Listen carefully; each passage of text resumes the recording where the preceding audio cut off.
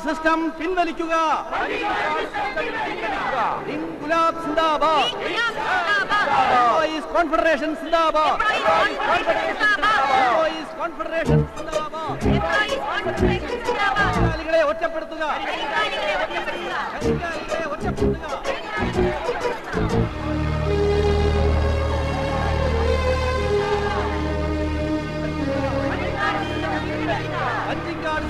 വേണ്ടേ വേണ്ട. Confederation Narayanankutty go back. Narayanankutty go back. സർക്കാർ ജോലിയാകുമ്പോ തോന്നുമ്പോ വരാം, തോന്നുമ്പോ പോവാം, തോന്നുമ്പോ പണിയെടുക്കാം. നാട്ടുകാരെ മുഴുവൻ അവതാളത്തിലാക്കിക്കൊണ്ട് സംഘടിത തൊഴിലാളി വർഗത്തിന്റെ സ്വാതന്ത്ര്യം. ഇതെന്റെ വീടാണ്, ഞാൻ എന്തും ചെയ്യുന്ന പറഞ്ഞ് അവനവന്റെ പുറപ്പുറത്ത് കയറി തുണിയില്ലാതെ നിരങ്ങുന്നതാണല്ലോ ഇതിന്റെയൊക്കെ സ്വാതന്ത്ര്യം. തോന്നിയാസ് അനുവദിച്ചു കൊടുക്കുന്ന സ്വാതന്ത്ര്യം. പണി പണി പണിയെടുക്കണം. മാസാമാസം എണ്ണി മേടിക്കണതേ കാട്ടും കാട്ടൊന്നുമല്ലല്ലോ. എനിക്ക് പണിയെടുക്കണം, അകത്ത് പോകണം. വഴിമാറ്. ചന്ദ്രൻ നാരായണകുട്ടിക്ക് വേണ്ടി എസ്കോർട്ട് കൊടുക്കും. ഓ ശരി സാർ. വിളിച്ചു പറഞ്ഞില്ലേ എനിക്ക് പ്രൊട്ടക്ഷൻ വേണം, അകത്ത് പണിക്ക് കയറണം. മണി 10 10 10 10 10 10 10 മണിക്ക് എന്താണോ സാറിന്റെ അല്ലേ സാർ? സാറിന്റെ അല്ലേ സാർ? ചന്ദ്രൻ ചന്ദ്രൻ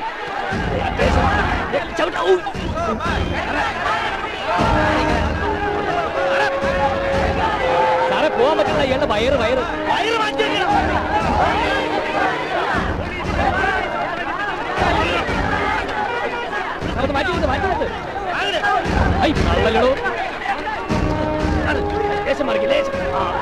ഇനി പോയിക്കൂടെ? എസ്കോട്ട് എസ്കോട്ട് എസ്കോട്ടിലാക്കണം. എന്തോ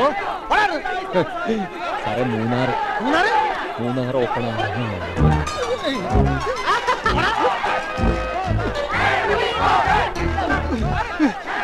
നാരായണൻകുട്ടി സിന്ദാബാദ്. നാരായണൻകുട്ടി സിന്ദാബാദ്.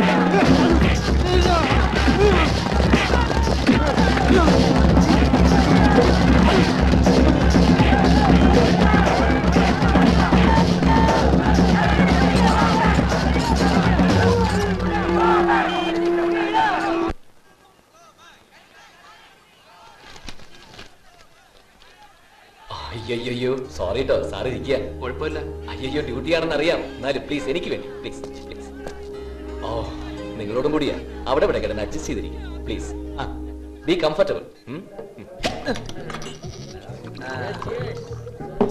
എന്റെ മണിച്ച സർക്കാർ ജീവനക്കാരുടെ കൊമ്പൊടിച്ചു ആ വക്കാലത്ത് നാരായണൻകുട്ടി. ടി വി കണ്ടില്ലേ? സമ്മതിക്കണോ അല്ലേ?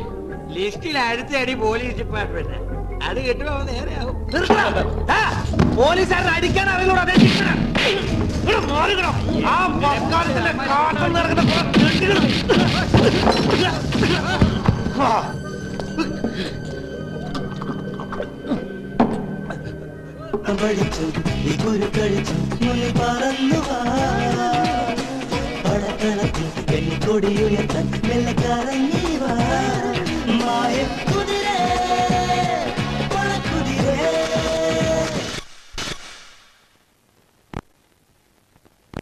ഈ അവാർഡിനുള്ള അർഹത എനിക്കുണ്ടോ എന്നെനിക്കറിയില്ല. പക്ഷെ ഒന്നെനിക്കറിയാം, ഈ സംരംഭത്തിന് പിന്നിൽ ആരൊക്കെ എങ്ങനെയൊക്കെ പ്രവർത്തിച്ചാലും ഞാൻ മനസ്സുകൊണ്ട് ആദരിക്കുന്നത്, ബഹുമാനിക്കുന്നത് ഈ സദസ്സിലിരിക്കുന്ന എന്റെ ആത്മാർത്ഥ സുഹൃത്ത് നാരായണൻകുട്ടിയാണ്. വക്കാലത്ത് നാരായണൻകുട്ടി ഇല്ലെങ്കിൽ ഇന്ന് ഈ സ്ഥാനത്ത് ഈ അവാർഡ് വാങ്ങിക്കാൻ അഡ്വക്കേറ്റ് മാത്യു ഇല്ല.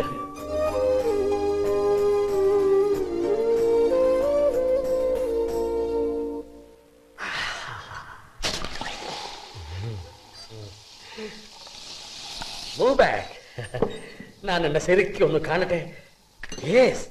ഇപ്പോഴാണ് നീ ഒരു അഡ്വക്കേറ്റ് ആയത്. എന്ത് പറയുന്നു വക്കാലത്ത്? എല്ലാം അയ്യർ സാറിന്റെ ട്രെയിനിങ്ങാ. നോ നോ നോ, അവന്റെ ഗുരുഭക്തി. ഊത്തടോ. ആര് ഭരിച്ചാലും ഏത് മുന്നണിയായാലും നമ്മൾ അടങ്ങിയിരിക്കില്ല. നാട്ടുകാർ നന്നായാലല്ലേ നാട് നന്നാവും. നമ്മളൊക്കെ ഈ നാട്ടുകാരല്ലേ. ആദ്യം നമ്മൾ നന്നാവണം. അതിന് മെനക്കെടണം, പണിയെടുക്കണം, തലച്ചോറ് ഉപയോഗിക്കണം. നിന്റെ അപ്പനേക്കാൾ വലിയൊരു ലോയർ ആവണം നീ. വക്കാലത്ത് നാരായണൻകുട്ടിക്ക് അപ്പോഴാണ് ഒരു സംതൃപ്തി, സാറ്റിസ്ഫാക്ഷൻ അല്ലേ? നാരായണൻകുട്ടി പാകമുള്ള ഒരു വിത്തിനെയാണ് എനിക്ക് തന്നത്. ഈ വിത്തിൽ വലിയൊരു മരമുണ്ട്. അതിന്റെ തണലിൽ മറ്റു ചെടികൾ വളരണമെന്നില്ല. അതാണ് പ്രകൃതി, ദാറ്റ് ഈസ് നേച്ചർ. ഇത് സെഷൻസ് കോടതി തൂക്കുകയർ വിധിച്ച കേസ്, രാജപ്പൻ മർഡർ കേസ്. പ്രതി ജഗന്നാഥൻ, അവനെ രക്ഷിക്ക്. ആ കൊലക്കുറ്റം തെളിഞ്ഞല്ലേ? മേൽക്കോടതി ഉണ്ടല്ലോ, പിന്നെ മിടുക്കനായ അഡ്വക്കേറ്റ് മാത്യു പോരെ. അത് രണ്ടുപേര് തമ്മിൽ സ്വത്ത് സംബന്ധമായ ഒരു സ്വകാര്യ കേസിൽ വഴക്ക് മൂത്ത് ഒരാളെ കൊന്നു. നാട്ടു റോട്ടിലിട്ട് പട്ടാപ്പകല് നാട്ടുകാർ കാണുക. ഈ കേസ് മാത്യു ഏറ്റെടുക്കുന്നതിൽ എനിക്ക് തിരി താല്പര്യമില്ല. അതിന് അഭിപ്രായം പറയാൻ നാരായണൻകുട്ടിക്ക് നിയമ തടസ്സമില്ല. ആവിഷ്കാര സ്വാതന്ത്ര്യമുള്ള നാടല്ലേ. പക്ഷേ മാത്യു കേസ് എടുക്കരുതെന്ന് കൽപ്പിക്കാൻ നാരായണൻകുട്ടിക്ക് അവകാശമില്ല. മാത്യു അവന്റെ മിടുക്കി നീ തെളിയിക്കട്ടെ. മാത്യു, നീ കേസ് ഏറ്റെടുക്കരുത്. ഇത് വെറും ഒരു സ്വകാര്യ സ്വത്തിന്റെ പ്രശ്നമാണ്. പബ്ലിക് ഇൻട്രസ്റ്റ് ഇല്ല. Public interest exactly. പൊതുജനങ്ങൾക്ക് താല്പര്യമുള്ള കേസാണിത്. നാരായണൻകുട്ടി സെഷൻസ് കോടതിയിൽ ഈ കേസ് നടക്കുമ്പോൾ ഇതിന്റെ ഫുൾ ഡീറ്റെയിൽസ് റിപ്പോർട്ട് ചെയ്ത പത്രത്തിന്റെ സർക്കുലേഷൻ 2 ഇരട്ടിയായി. കഥയെക്കാളും കവിതയെക്കാളും ഇപ്പൊ ഇത്തരം റിപ്പോർട്ടിംഗ് ആണ് ജനങ്ങൾക്ക് ഇഷ്ടം. മാത്യു, നീ എന്തോന്നും പറയാത്തത്? ഒരു നിരപരാധി പോലും ശിക്ഷിക്കപ്പെടരുതെന്നാണല്ലോ. ജഗന്നാഥൻ രാജപ്പനെ കൊന്നതാണ്. നീ കണ്ടോ? അത് മാത്യു, സാക്ഷികളുണ്ട്. സാക്ഷികൾ അതാ രാജപ്പന്റെ ആൾക്കാരല്ലേ? കള്ളസാക്ഷികളല്ലെന്ന് ആര് കണ്ടു? ചലഞ്ചിങ് ആയിട്ടുള്ളൊരു കേസാണ്. ഒരു അഡ്വക്കേറ്റിന്റെ കരിയറിൽ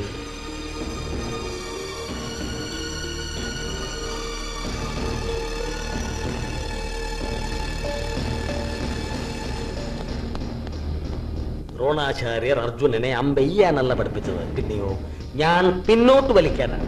അമ്പെയ്തതും ലക്ഷ്യത്തിൽ കൊള്ളിച്ചതും അർജുനാണ്. So he's the hero.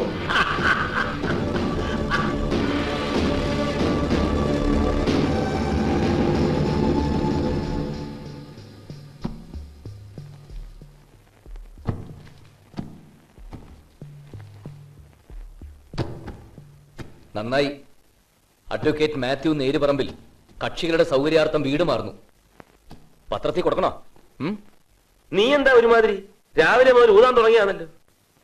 അല്ല, ഈ പ്രമാദമായിട്ടുള്ള കേസൊക്കെ ആവുമ്പോ ഒരുപാട് കക്ഷികളും അതിലേറെ സാക്ഷികളൊക്കെ ഉണ്ടാവുമല്ലോ. അവരുടെയൊക്കെ ഒരു സൗകര്യം നോക്കുന്നത് നല്ലതാ. അയ്യരുടെ ഓഫീസിനടുത്തേക്ക് താമസം മാറ്റുന്നത് പിന്നെ വളരെ നല്ലതാ. എനിക്ക് മനസ്സിലായടാ നീ പറയുന്നതിന്റെ അർത്ഥം. ഞാൻ ആകെ മാറിപ്പോയെന്നല്ലേ? നീ അല്ലേടാ എന്നെ അയ്യരെടുത്ത് കൊണ്ടാക്കിയത്. മാത്യു നേരുപറമ്പിൽ പ്രശസ്തനായ ഒരു വക്കീലാണോന്ന് എന്നെക്കാൾ കൂടുതൽ ആഗ്രഹിച്ചതും നീ. പിന്നെ നിന്റെ സൗകര്യത്തിനും കൂടി അല്ലേ ഞാൻ വീട് മാറുന്നത്. നിന്റെ അച്ഛനും അമ്മയും പെങ്ങളും വന്നാൽ എല്ലാവർക്കും കൂടെ താമസിക്കാൻ ഇവിടെ സൗകര്യം ഉണ്ടോ? ഞാൻ താമസം മാറുന്നോണ്ട് അഡ്വക്കേറ്റ് മാത്യു ഇവിടെ നിന്ന് പോവോടാ.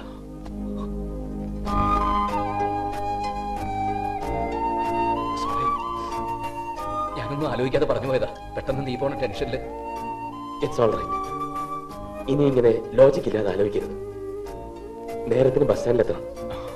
അവര് രാവിലത്തെ ബസ്സിനല്ലേ വരുന്നത്. എനിക്ക് നിങ്ങളെ പോലെ 2 മക്കളെ മതിയായിരുന്നു.